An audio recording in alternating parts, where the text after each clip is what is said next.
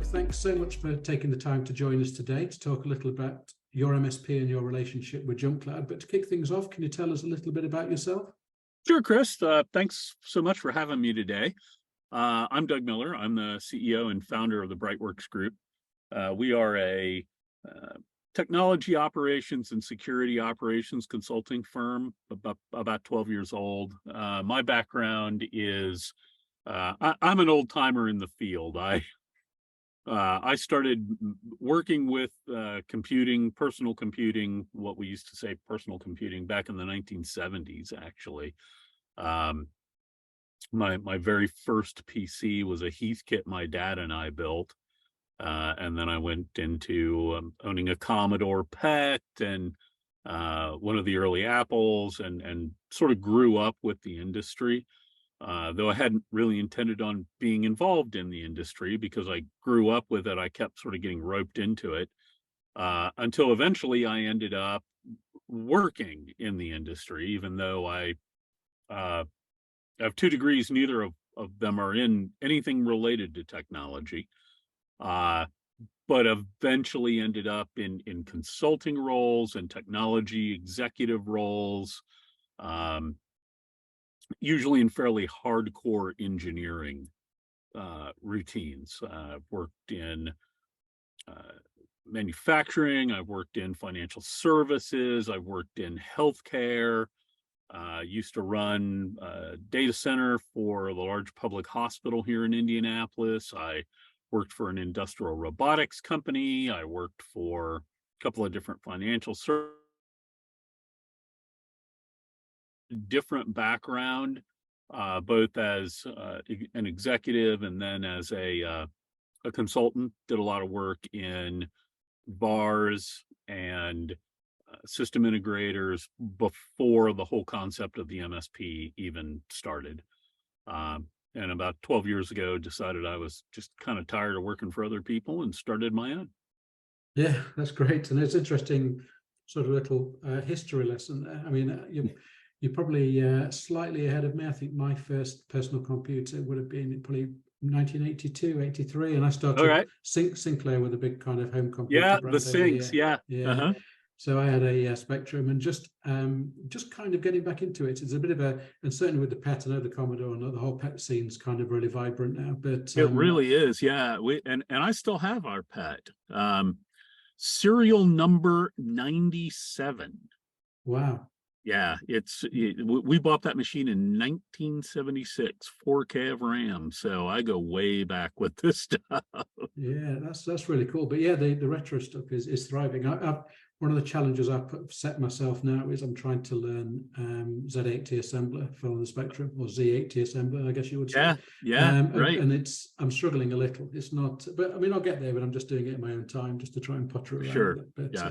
yeah, it's good fun. And computers were, as you will no doubt know, much simpler then. You could understand them and explain them, where it's very difficult to explain a modern computer to someone. But yes, it was a the simpler complexity time. is multiplied so high, and that it's one of the reasons for tools like we're going to talk about. You mentioned you sort of set up the MSP around 12 years ago. I mean, what does it look like what does a typical client look like? I mean, do you focus on a particular vertical, or are you Yeah, sort of pretty horizontal? we have always been very concerned with and very targeted at complex businesses, and often highly regulated businesses have been our niches. We do a lot of work in really the industries that I just talked about, that my background is in. We do a lot of work in financial services, especially the private equity and wealth management side of financial services. So we deal a lot with FINRA regulations and other, compliance kinds of things there. We've done a lot of work and continue to do a lot of work in healthcare. So HIPAA and other privacy regulations there. Our largest niche, interestingly, is the architecture and engineering markets. We do a great deal of work in those kinds of companies, particularly civil engineering. Yeah, and I guess there's that. I mean, I'm imagining, you could tell me if I'm wrong, but they're quite unique in that they've probably got sort of large files and things that they need They to are, handle. right. Yeah. When you start dealing with CAD, you're dealing with large files. You're dealing with files that people need to collaborate on. And those files, those companies we deal with, our average customer is probably in the neighborhood of, um, on the low end, probably about 70 users up to 200, 250 users. And they often are in multiple locations. And so you've got engineering or architects that are trying to collaborate on these CAD files. And so we've had to, our technology stack that we work with these customers with have had to employ tools that facilitate that. Yeah, I can imagine, and that kind of puts you in a lot of MSPs work with sort of probably up to your upper level, but they will generally start at the kind of 5 to 10 users. So I guess your Right, clients are a little bit more advanced. Okay, right.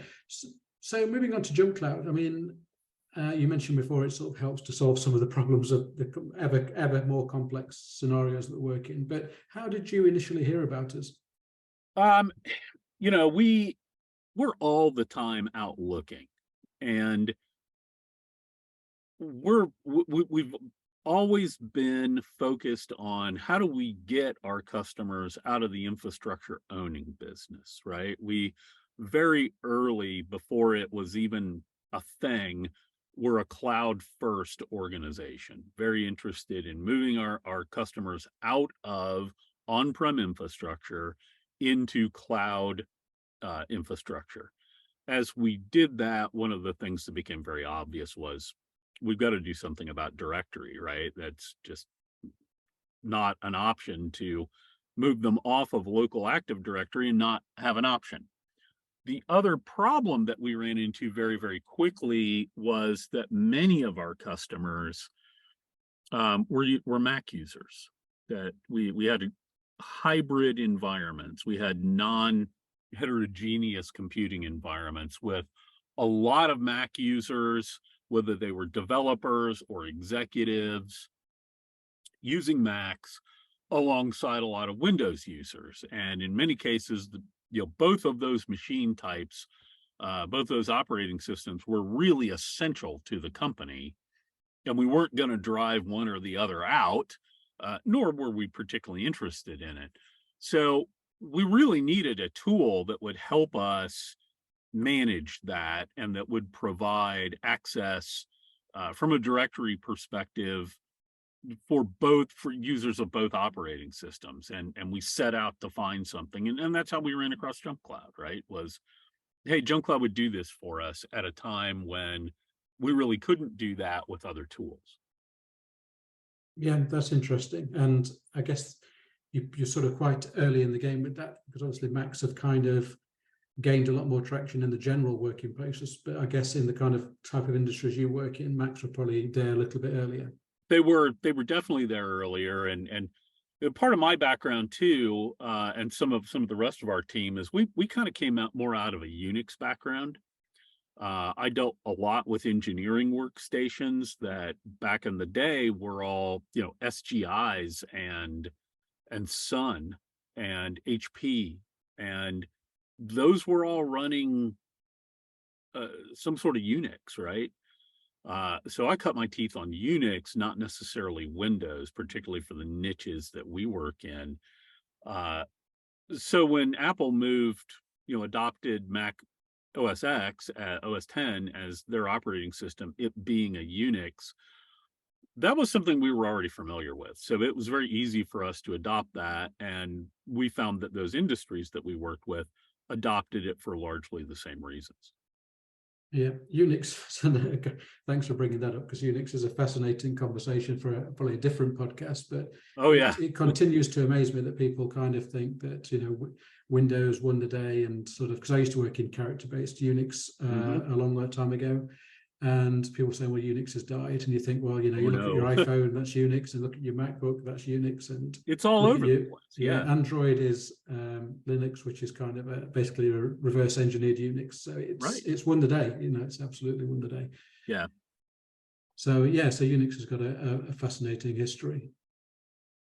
So once you'd kind of found JumpCloud, was it to solve a kind of one particular problem, or was the outset, is the intention always to kind of find something that you could deploy across all of your clients?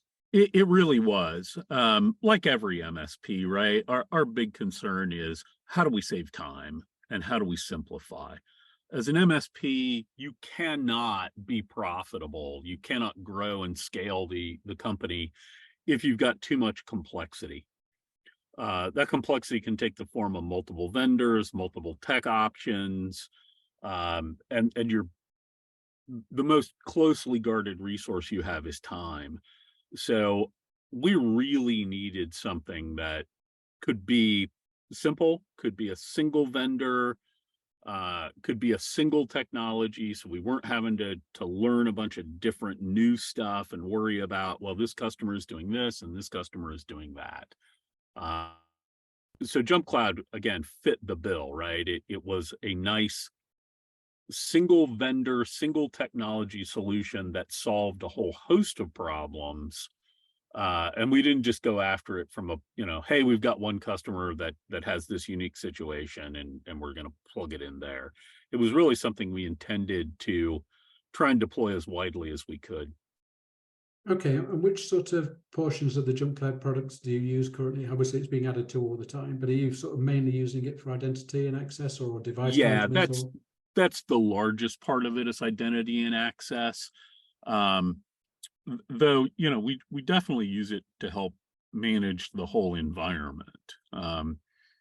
And we strive to integrate it with other tools as much as we possibly can, so that we have fewer screens to look at, fewer things to log into, et cetera. And we like its flexibility from that perspective and the fact that it does integrate well with a lot of things.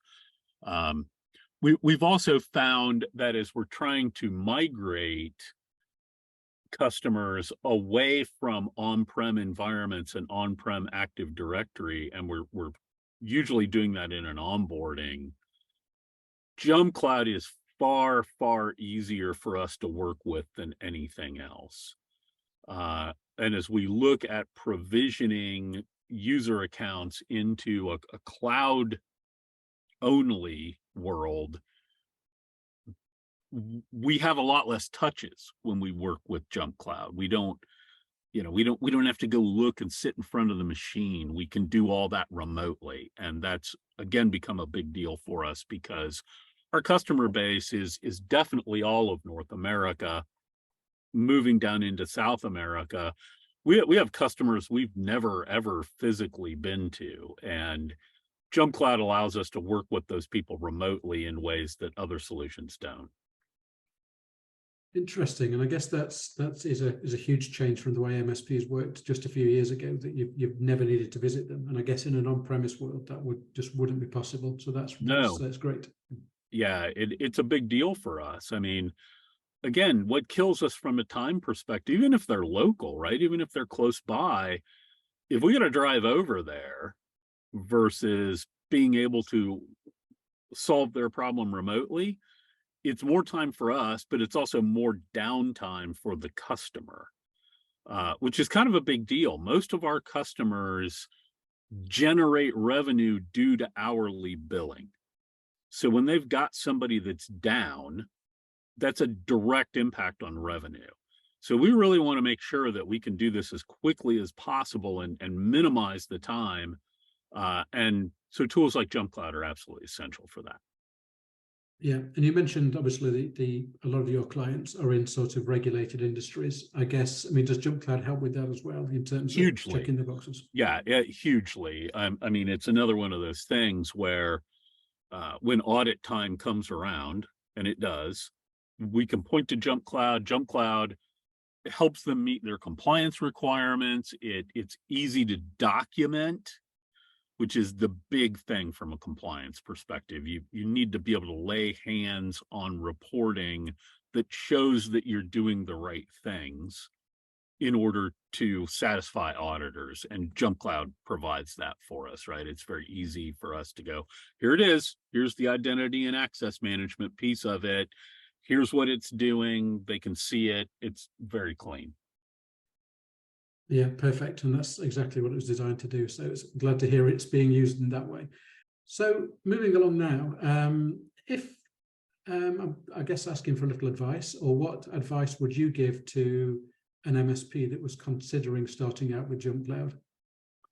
The first thing I would say is understand who you're going after, right? The JumpCloud will work for smaller customers. It's great for smaller customers, but it has to be the right smaller customer, right? There's a lot of customers these days that on the smaller side who just don't see a reason for things like identity and access management. They're not sophisticated enough.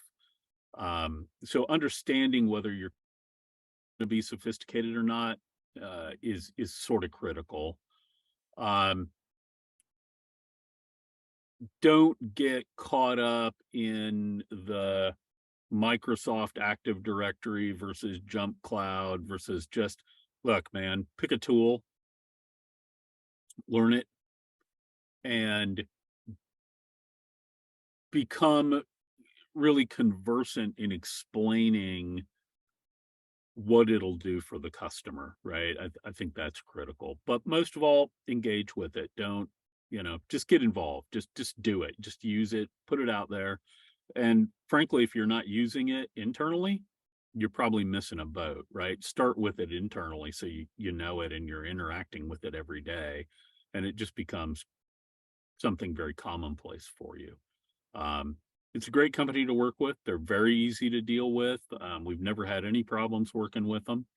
Take advantage of the company as a whole, and utilize their resources, because JumpCloud will work with you.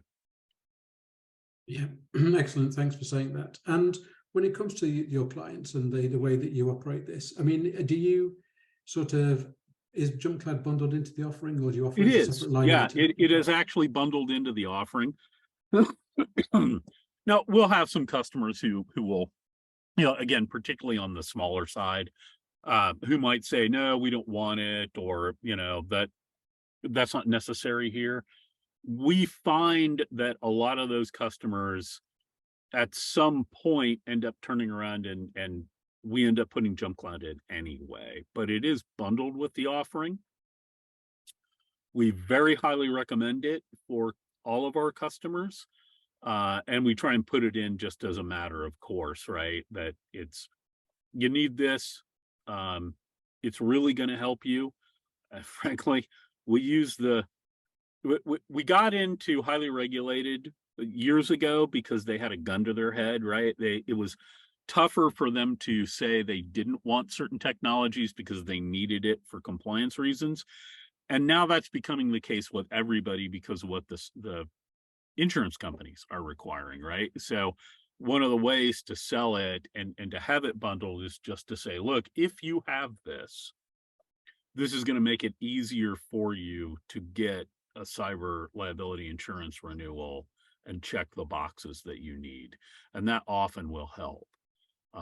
We actually work with an insurance broker called CPOD Cyber that for customers that use our security stack, they're able to save anywhere from 30 to 45 or 50% on their cyber liability insurance.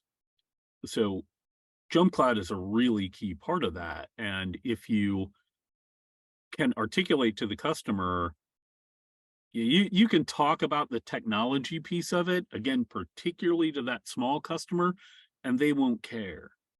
But if you say, look, this will save you money. This will make your cyber liability insurance less expensive, and you'll have fewer problems getting it, it starts to become a non-issue.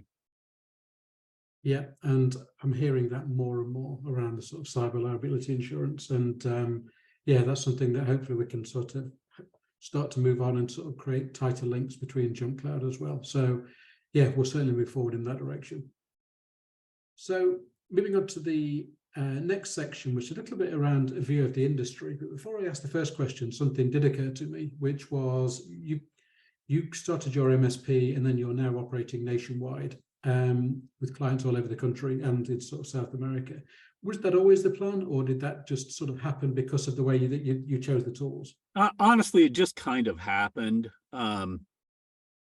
A lot of it just kind of happened. It wasn't really my intent to do this when I first started. I actually thought I was going to start a software company, and I had a number of customers from I had a number of acquaintances, right, that had been customers at prior places, who came to me and said, "Hey, we're just having these problems with our support provider and our technology provider, and can you help?"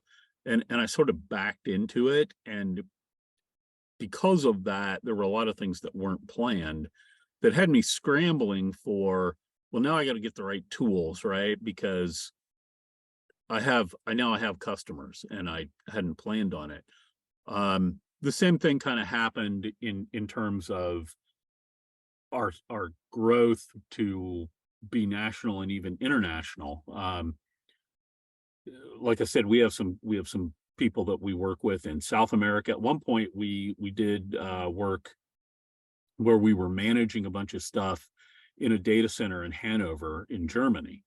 So, and those things just happened, right? We were approached by people, and rather than saying, "Oh no, we only do this in our own backyard," we said, "All right, let's give it a try." And I think that's partially because I came from an enterprise background, and a lot of my team did as well. So we were used to networks that were national, if not global, and it didn't scare us.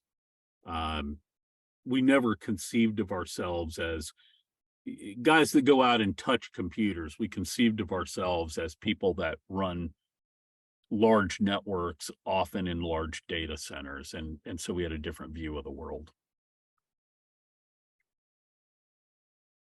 Yeah, so that's great. Yeah, thanks for explaining that. I mean, I guess due to the nature of your clients, it's probably slightly different to answer that I would get from others. But are you seeing that clients in general are now more aware of the security situation, or is it still the Our same? customers definitely are. I mean, they, so many of them already had compliance things they had to deal with.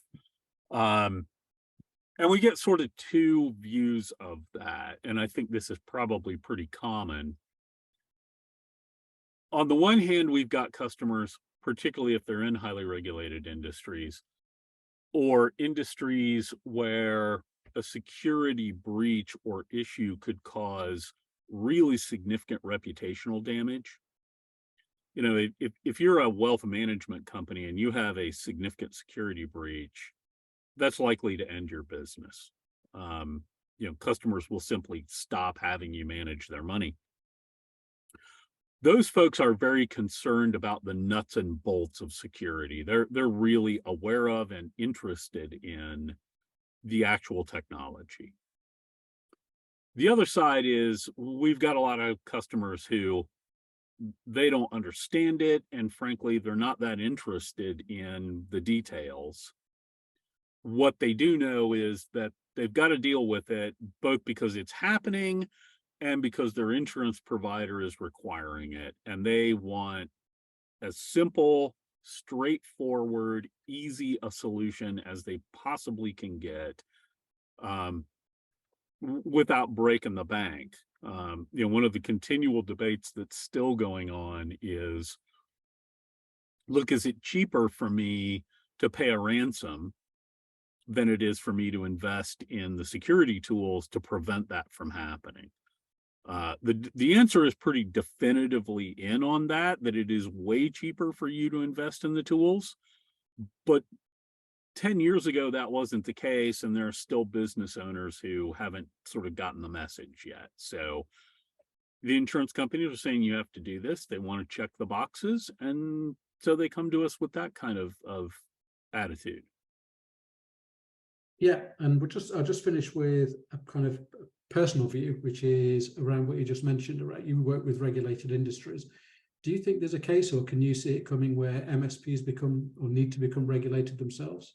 I think there is definitely going to be some of that. I don't think it's going to be quite the apocalypse that you sometimes read about in online forums. But I have very little doubt that there's going to be some regulation that starts to get put in place around this.